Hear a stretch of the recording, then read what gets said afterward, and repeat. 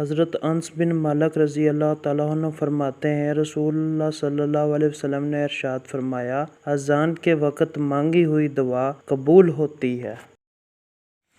حضرت نافع رضی اللہ عنہ کا بیان ہے کہ ابن عمر رضی اللہ عنہ سفر میں کسی نماز کے لیے نہ اذان دیتے نہ اقامت کہتے۔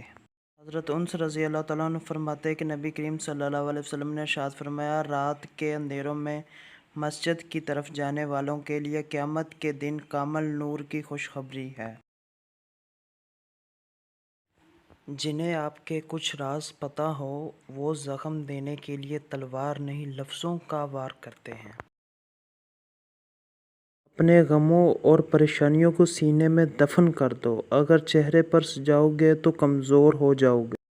دوست وہ ہے جو دوست کا ہاتھ اس کی پریشانی اور تنگ دستی میں پکڑتا ہے۔ ممکن ہے تمہارا صبر تمہیں اس مقام تک لے جائے جہاں تم صرف سوچو اور تمہیں فوراً نواز دیا جائے۔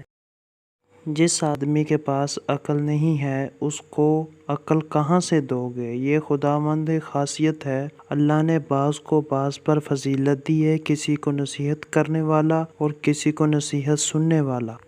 صبر ایک ایسی سواری ہے جو اپنے سوار کو کبھی گرنے نہیں دیتی، نہ کسی کے قدموں میں نہ کسی کی نظروں میں۔